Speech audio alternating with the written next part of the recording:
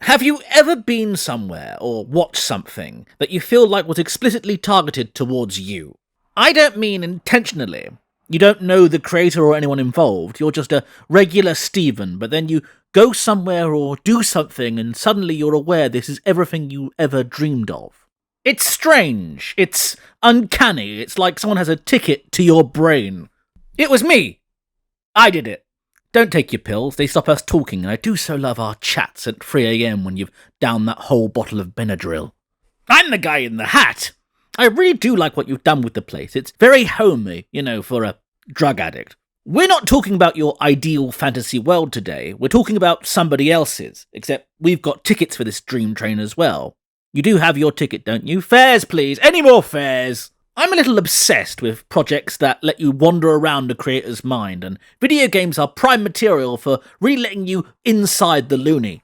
Now, sure, a decade or so back it was fashionable to hate on the old walking simulators, and yeah, there are really dull ones. Some people aren't as interesting as they think they are. There's also a pretty fine line between the artistic expression of, say, The Beginner's Guide and the maddening thought slurry of Le Fantabulous game. And with those examples, I'm still rather partial to both. What's that quote? Do anything to my work, just don't make it boring. Today's body on the slab is going to be dealt with a little differently. This video is an experiment. I hope to do a little series on games like this. They do fascinate me so. In the words of a motile dumpling, I'm gonna get real weird with it. This game that we are talking about today didn't directly target me, but I feel like it directly targeted somebody. It's like walking around an experience built for somebody else. It's actually far more interesting this way, in my opinion. I think my fantasy world will be as dull as dishwater. A single, slightly chilly room with a big telly running endless reruns of Rise and Fall of Reginald Perrin. Oh, with a big pipe of Pringles that doesn't end. All aboard! Not you weirdo Thomas the Tank Engine people who are like 40-something and still talk about Thomas the fucking Tank Engine online in public for God knows what reason. The rest of you, get your ticket stamped because we're all about to go off-peak. Off-Peak is a completely free game that you can download on Steam right now. It's simple and short, so really you could just play it, formulate your own opinions, and render my entire video that you're watching now completely obsolete. Don't do that though, because I'll occasionally throw a funny picture of a 1970s BBC comedian on the screen or something. Jesus, change the subject, they might have just tapped out. Off-Peak was created by two people. Archipelago appears to have supplied the ethereal soundtrack and ambience, while the nuts and bolts of the beast were crafted, or summoned, or whatever game developers do to make the bing bing go wahoo, by Cosmo D. It is part of a series of games all set in the same universe, but we're going to focus on Off-Peak alone, at least at first. It has a beginning, it has an end, I don't care what the advert for the next game in the series is doing at the end of it, I'm not paying my taxes. There's not many mechanics. You walk, you look, sometimes you can interact with something, and if you're really good, you press the button to walk faster to get that sick nasty speedrun time. Then you start calling yourself after that bloke in Greek myth who died because he became obsessed with his own reflection in a pool of water.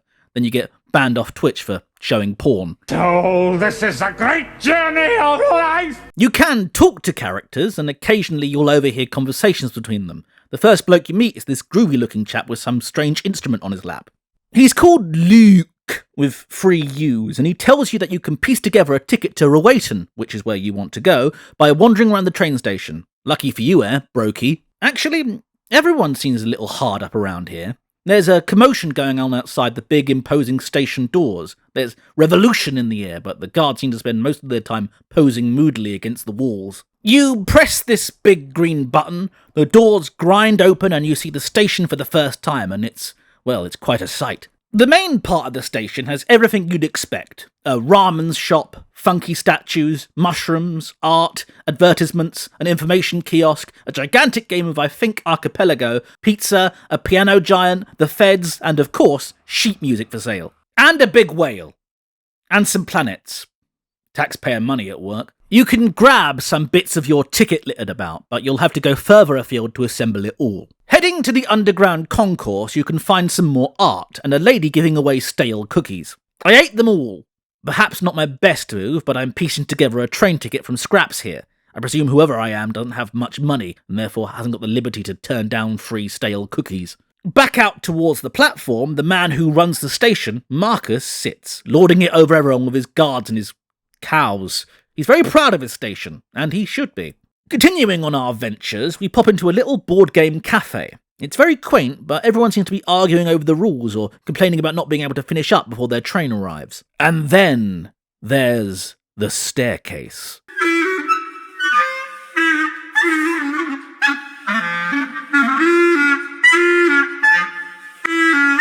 Bastards! They took my taxes! Said I wasn't going to pay those. Now I look like an idiot. You piece your ticket together, head to the train, but just as you're about to board, you are stopped by Marcus.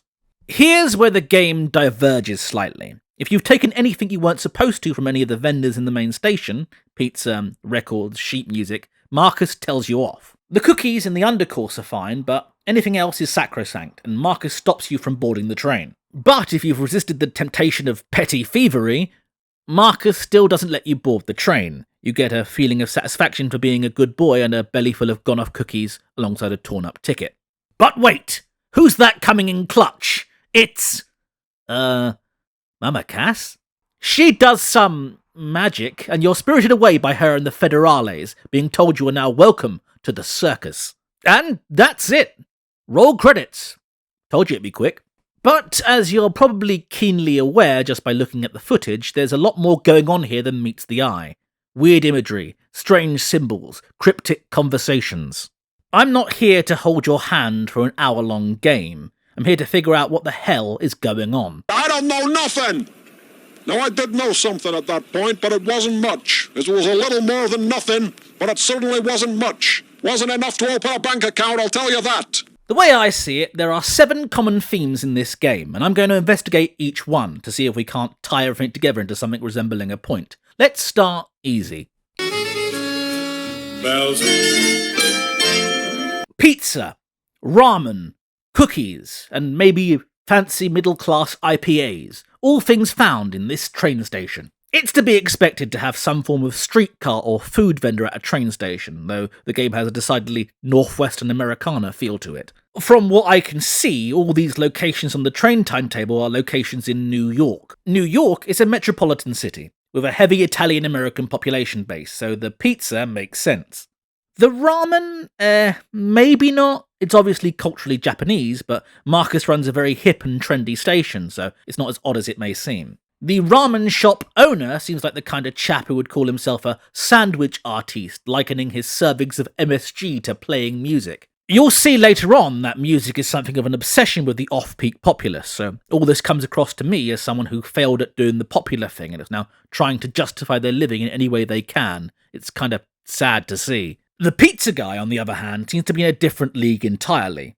Nearby, 2 customers rave about how I used to work at a place called Blue Carly, apparently the best quality pizza you can get, but you know how New Yorkers treat their pizza. Don't disrespect the pizza parlor. Apparently, this pizza maker had a falling out with a czar virtuoso called Barco, so he's slumming it under Marcus's purview for the time being.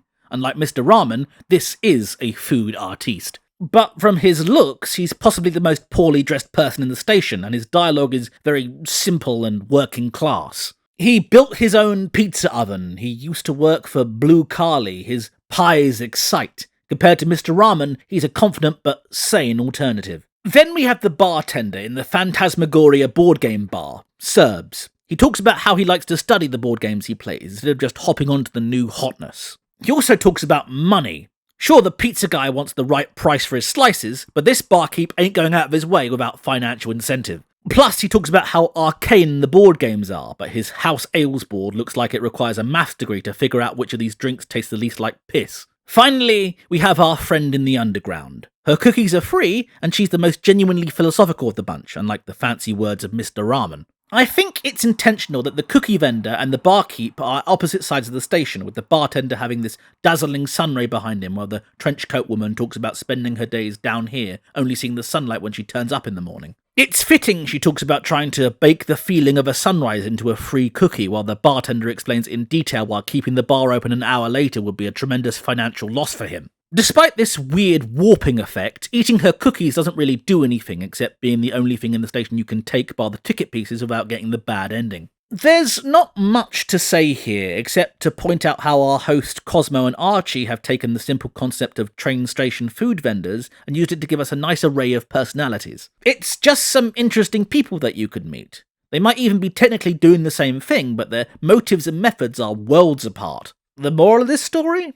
Eat a greasy slice of za, you fat pig. These are potato tokens. You're difficult to be around. A train station with a board game bar? Hell, sign me up. Does anyone here know how to play Racial Holy War?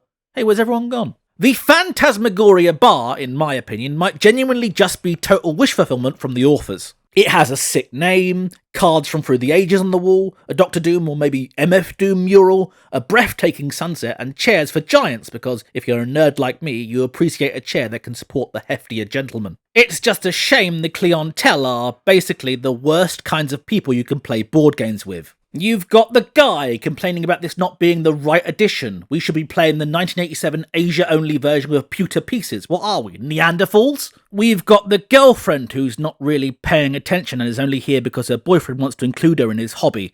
And everyone's worst enemy. That prick who tries to play the game for you. God, I hate that guy. I think I might be that guy. It's not just Phantasmagoria that has the monopoly, ha-ha, on the card and the meeple. In the station proper, we have two more giant versions of board games set up, though no one appears to be playing them. This is not bog-standard giant park chess either. Clearly these are serious thinky games for the kind of bloke who makes a loud tutting sound whenever you pull out the Jenga. Okay, I'll admit it, that's me too. If I don't have to do a spreadsheet or spend the game secretly being the villain, I don't want to play. Thing is, these aren't mock-ups of games people might play. These are real board games. I've already mentioned Archipelago here, which is probably just here to be a pun on the creator's name, but the Phantasmagoria giants are playing Netrunner and using Netrunner jargon like ice correctly too. I think this is a worker placement game called Village, or it's at least Agricola adjacent. And you know this is a real board game because it's got that track around the edge where you calculate your points and who's in the lead because the game designer forgot to make an actual win condition part of the game. This guard here, sitting on the central plaza, is reading a book on board game design, suggesting the infatuation with board games stretches outside the Phantasmagoria's confines. All the characters playing the board games, despite having at least some vague knowledge of how to play, are seemingly more concerned with their own lives and the games they are playing. The Giants talk about screwing up a chance to have their band play at the mysterious circus that everyone's talking about, ironically making the bartender's comments about the Giants drinking for free because the circus pays their tab kind of humorous. They're not going to pay their tab, mate. They're twice the size of you. I've got a new game we can play. It's called Kick the Fuck Out the Publican When He Calls Time. It's very popular around where I live. This couple, I think, seem to be up to something. The bloke seems to be worried that the woman hasn't told her housemate she's out with him. Then he invites her to his hometown and she, and I may be reading the subtext wrong, tells him she's washing her hair. Plus, I've now got a headache. Sure, whatever. This crew are a total shambles. They're checking train timetables. One guy's doing that bit where he pretends to be new at the game so he can destroy everyone else for his own pathetic ego. Damn it, it's me again! God damn! This bloke wants to nip out to get a pizza. They should have just brought out a deck of cards and played... Oh, what's it called? You know. Analog Balatro. Happy Families? Then there's this woman. I don't recognise her game, but she's playing by herself. She doesn't say anything, which is pretty odd, because the only characters who don't speak otherwise are the generic guards, technically the giant at the piano, though he at least does ... and the IRS agent ladies. Oh, and this kissing couple, but I think they're preoccupied. Oh, there's also this bloke getting absolutely funky with it on the station floor. He even has an aura that plays music when you get close to him. I reckon he's the mastermind behind all this, but he's so crafty and his movements are so fine. He has even me, the smartest man on YouTube, baffled. What are your secrets? You will tell me. One day. Can you even play this game one player? I know there are some board games that allow and are even designed for one player, but does this look like a one-player game? This woman is a mystery to me. What are you hiding?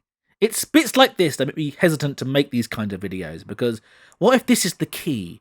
What if the stale cookies and the Aztec two-headed snake statues and the cows all make sense if I could figure out why this woman is playing this game right here? My lack of video essayist skills notwithstanding, board games in the off-peak world seem to be a distraction. Big ones designed to tie up people's subconscious mind in little games, keeping their conscious minds trapped thinking about the dull minutiae of their everyday lives. Marcus seems to like distracting or placating those who walk through his territory.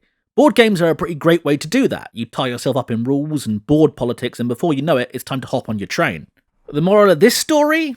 Did anyone actually figure out how to play the Pokemon trading card game? Because my friends back at primary school, we just traded them, and it looks like that's all people do these days. But instead of trading my Kadabra with your Cypher, I'm trading my holofoil Korean X super rare Charizard for £12 billion. Giants. Giants. Giant. Giants. Giant. Giant. I'll keep this section short, because ultimately Off-Peak is keeping stum on what's actually going on here. Yes, there are giants in this strange version of New York. The most discussed one is the giant at the piano. Two men stand around complaining about this giant struggling to start his performance. Apparently Marcus has hired this massive man to play to entertain train passengers stuck at the station. He doesn't speak to you. He's reportedly part of some union, and playing a recording instead of live music is right out, by order of his royal Marcus. The other giants are the two in the Phantasmagoria we've already discussed, but notably they also talk about being part of a band. Giants and music are seemingly intentionally linked here in Off-Peak. The only thing I personally can think of that links these two concepts is perhaps subjective to myself, but I'll voice it anyway. This might be running entirely up a false lead, but that's what this is all about. In Roald Dahl's BFG, the eponymous big friendly giant enters children's homes while they sleep. Oi, it was a different time. Dahl wrote this book for his daughter who died of encephalitis in 1962 to give the memory of her a gentle protector wherever she may be. So now who feels like the bad guy, huh? Anyway, the BFG's job is to pipe good dreams into children's head using an instrument that I think looks a lot like a trumpet. Again, maybe I'm jumping at shadows here, but linking giants and music isn't easy. Another potential lead is the Greek myth of Polyphemus the Cyclops. Giant in form, but not in name, Polyphemus, whose name can but not always be translated to the many-voiced, would sing tender love songs to his beloved Galatea, the sea nymph. Whether the Cyclops was a civilized being or an aggressive brute play-acting a poet changes from telling to telling. The problem with both of these, though, is that the instruments don't line up one-to-one. The station floor giant is playing the piano, and the bar he's supposed to be playing is the well-tempered clavier, which, from what I gather, is more educational than artistic in content. The Phantasmagoria giants are even vaguer. They are in a band, no more elaboration. Not enough to go on for pinpointing, only solidifying the link between giants and music. Also, music is not just linked to giants in Off-Peak. In fact, it's something of a fact of life. The first impression you get of Off-Peak is Luke, a bohemian-looking gentleman with a lap steel guitar on his, well, lap. He may look like he's waiting to be picked up by the electric mayhem, but he seems to know the player character. In fact, Luke giving someone his ticket seems to be a recurring event. Marcus gives the tickets to Luke, seemingly hoping he'll leave the station, and Luke palms them off, usually to the unnamed player character. Luke seemingly lives at the station, and I think I know where too. In the underground concourse, tucked away around the back, a little tent and living space has been set up. We know it's not the cookie sellers because they explicitly mention commuting to and from the station by boat. If you look at the paraphernalia scattered around, ignoring the glowing deer skull, we'll talk about it later, it's all albums or posters representing individuals playing lap steel guitars. Unlike all my giant theories, this is definitely a connection that's meant to be forged. If you can't tell what Luke's got on his lap, like I couldn't, characters will tell you what he plays. Also, there are two more vendors on the station floor, but they're not selling food, they're selling music. These two are bartering over sheet music, some of it very old looking, and some so valuable it's in a glass case.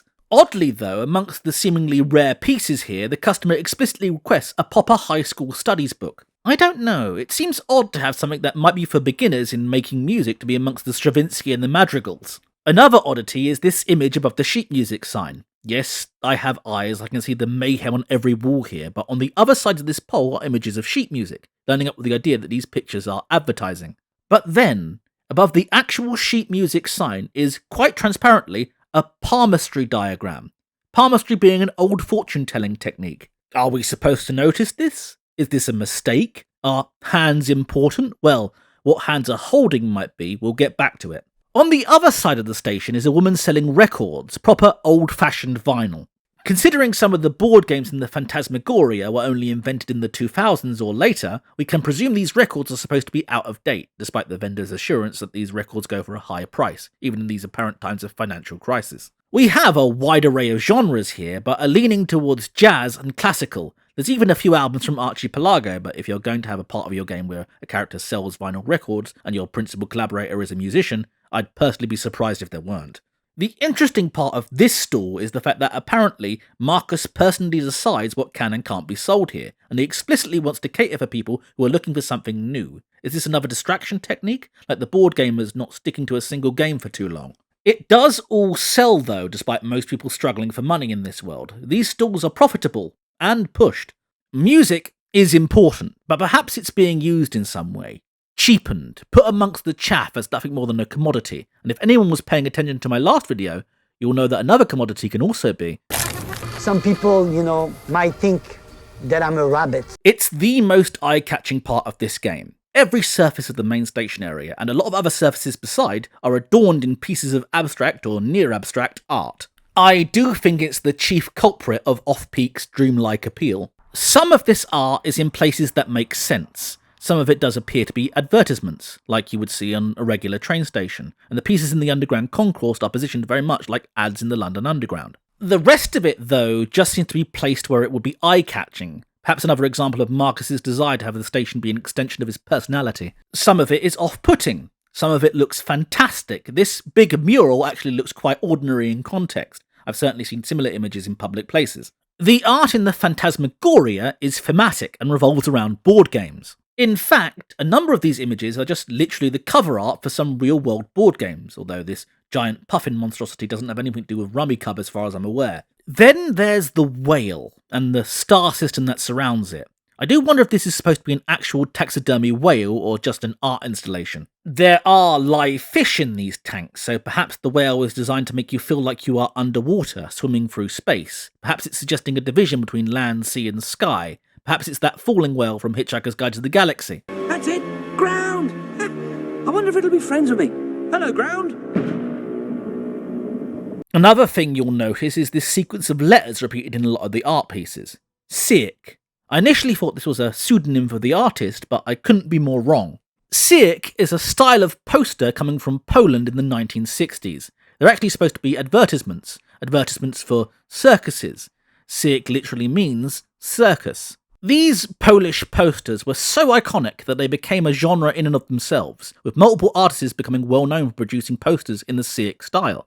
It is odd then that these distinctly Polish posters are plastered all over the train station in what is definitely supposed to be New York, but these in the ramen shop add to that queasy metropolitan feel of the place. In fact, now I come to think of it, getting to the station is strange too. It is implied you are dropped off by a train, but A, we are dropped off by a train outside the train station, with both the actual connection being on the other side and the underground being, well, underground, and B, posters you can find tell us that the subway is shut down, and you should find other means of transportation.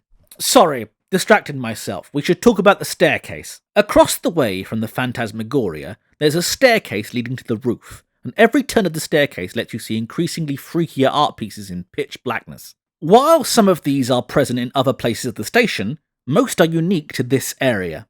Heads and skulls seem to be a reoccurring theme, and this painting is an advertisement for a German opera about a soldier going insane and killing his wife. It seems to involve scenes of mushrooms like those seen in the central station, and dreams, but that all may just be a coincidence. This might just be a funky looking painting. At the top of the staircase is this woman who says she's looking for someone. The description she gives you matches that of the woman who saves you from Marcus at the end of the game, a woman intrinsically tied to the circus. Finally, when these three women flashbang you, you are teleported here, in the garden opposite the ramen stand. This garden has some interesting points, namely this statue.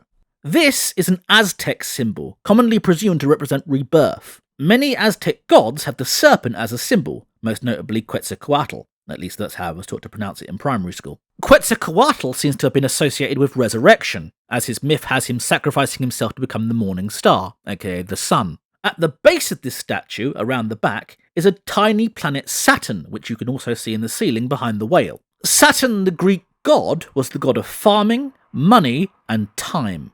Saturn, the planet, in astrology, which I think we can use considering the palmistry imagery above the sheet music, is all about structure and discipline. I think what's interesting about its presence here is that it's supposed to make you confront reality and the challenges you will face in your future. I think this implication is that you are brought back for a purpose. The girls in suits work for the woman in orange, who reveals she works for the circus on the boat ride out. Collecting this ticket has led to some form of the main character's resurrection, but they have been brought back with a job to do, and they can't keep running from it.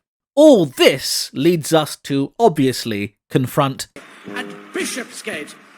Nice neck of the woods. the circus. It's everywhere, and it seems ultimately in opposition to whatever Marcus is doing. The woman in orange, Muriel, welcomes you to the circus after saving you from a life of minimum wage ramen vending, so we can only assume she's some sort of circus bigwig. But what is the circus? These posters and the fact that the giants at the Phantasmagoria talk about performing at the circus suggest it's something of an actual entertainment venue. Perhaps they offer more than the distractions peddled by Marcus. Agents of the circus seem to have some level of supernatural powers, as both Muriel and her henchwoman can do that funky deer skull teleportation thing. Actually, the circus seems directly involved with anything that isn't mundane by our terms. The giants apparently work for the circus, or are expected to work for the circus in some capacity. Everything else, while certainly eccentric, could be part of our everyday lives, or at least there's nothing explicitly fantastical about it. Everyone is bogged down in boring jobs, earning very little money, eating stale cookies and artisanal pizza, and trying to start something of a revolution against the powers that be. While the art and even the weird cosmic ceiling are odd, they are not impossible. If we take it as read that Muriel and the circus stand against Marcus and his station, the number 2 most enjoyable transit hub in the region, in whatever way, then we can also assume that they are something to do with the protesters out front too. Okay, time for some free association. I may be way off base here, but let's freeform, jazz style, you dig, daddy-o? Here are plenty of posters for the circus in the 60s. When I think of circus posters in the 60s, one poster immediately springs to mind. Being for the Benefit of Mr. Kite is a well-known Beatles song from their Sgt. Pepper's Lonely Hearts Club album. The song was infamously inspired by a real poster advertising Pablo Fanca's fair in the Victorian era. Culture in the off-peak universe seems to be stuck in the 1960s at the latest, what with people's tastes in albums and sheet music, maybe 70s at a pinch. And that's not even counting the fashion. Sure, some characters look quite modern, but Luke looks like a beatnik. I've already pointed out Muriel's resemblance to Mama Cat, and I'm certain I saw at least 4 different Marcuses in Get Back. Alright, I hear you.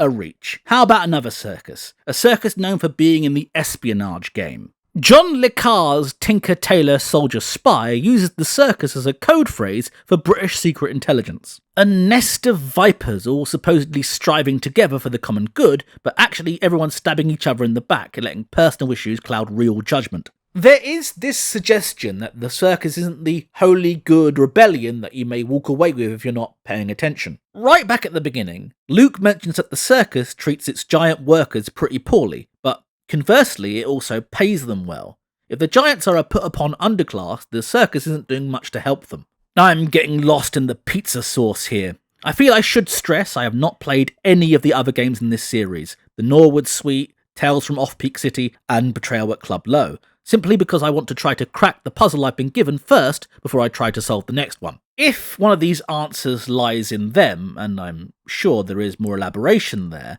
then I will look a bloody fool. But I'm willing to do that. Besides, this isn't about what character A said to character B in location C. There's 100 videos going into that. You come here because you want to know if there's any significance to the blue rose on character B's lapel, and what character A really meant by saying they want to eat that sausage roll. And that leads us to our final subject. You have got to have picked up on these in the B-roll by now. There are brightly coloured skulls everywhere. There's these huge ones on the station wall, which, as it happens, are directly across from this art skull that looks more like a Brethren moon. Skulls were a big theme of the art in the Staircase of Terror. Skulls are spread out across one of the tables at the Phantasmagoria. There is a skull in your head right now.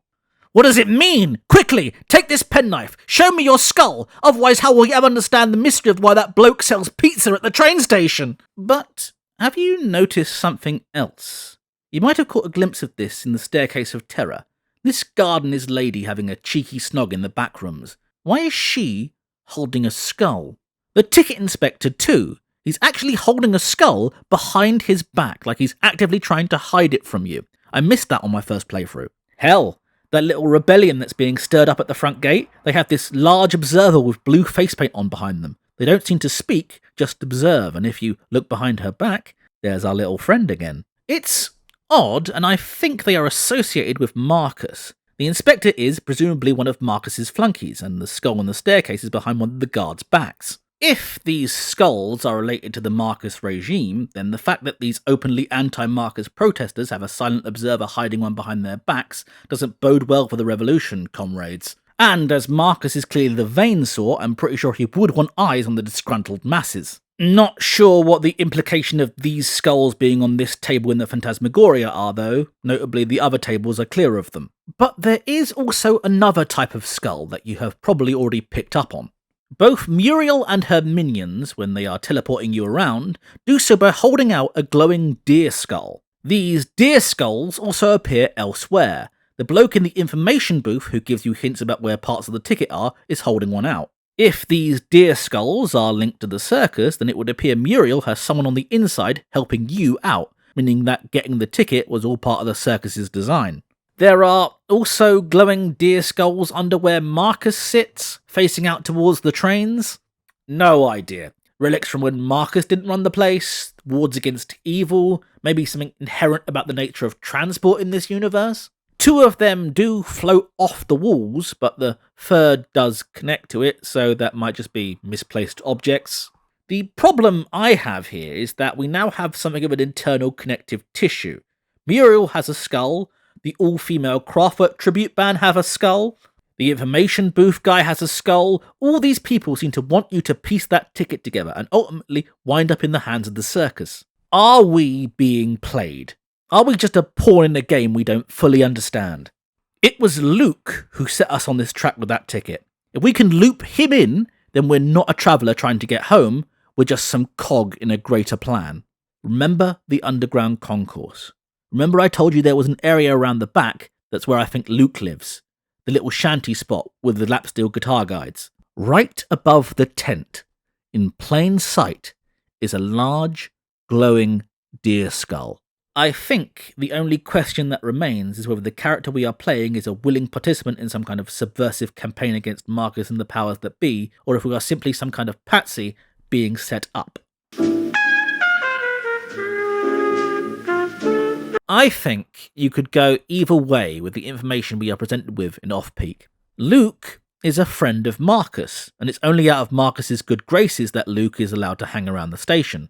Though the fact Marcus keeps giving Luke free train tickets despite how apparently expensive they are gives us the impression that Marcus does want rid of him, just in a non-confrontational way. Characters talk about Rowayton as a seemingly rural area, nothing like the big city at least. According to Beatrice at the information desk, the player character isn't the only person Luke has set this up for, and if that's true, then Luke, Muriel and the circus are running some sort of operation right under Marcus's nose. I would say Marcus as a whole symbolises distraction. All the little facets of the station seem designed to distract travellers until it's time for them to leave, but actual substance is not his concern. The people who buy Shani's records don't have record players to listen to them. The people who buy Bojud's sheet music don't actually need it because the musicians have all memorised it by now anyway. The board game players are arguing about the rules and just flitting from one new experience to the next. There is a rebellion of a sorts against Marcus, one that's turned old friends like Luke against him. Marcus actually seemed to be easily distractive and inattentive himself.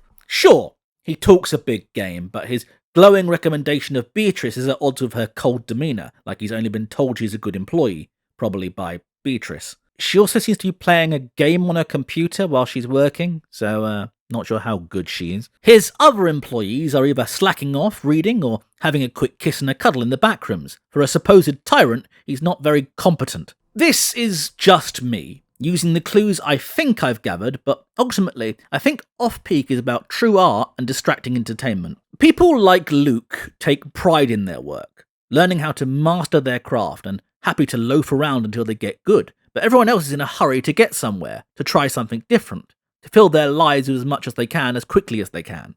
The choice of using a train station as a setting suggests an inherent transience. Everyone is just passing through to get to where they want or need to be, except Marcus, who has tried to forge his territory to his own design, but is seemingly failing to marshal his troops or hold anyone's attention for long. and Luke, who seems happy to just be somewhere to do something he loves, refusing chances to move on because he's not done yet. Once you have completed your ticket, you can go back to Luke and he just says, "Good on you and say hi to your Aunt Carol for me," so he has no intention of leaving where he is. You are one of those who are supposed to be passing through. But as you go about, listening to people's stories and absorbing the world, you find yourself getting tangled up in a conspiracy that's both written on the billboards and operating in secret. I think it's interesting that the game does offer you a very obvious moral choice, whether to steal or not. There is explicitly stuff you can take with no repercussions because it's being offered freely, but stealing just one item from all the individual pieces dotted around gets you told off. Told off, but noticeably, the ending doesn't significantly change.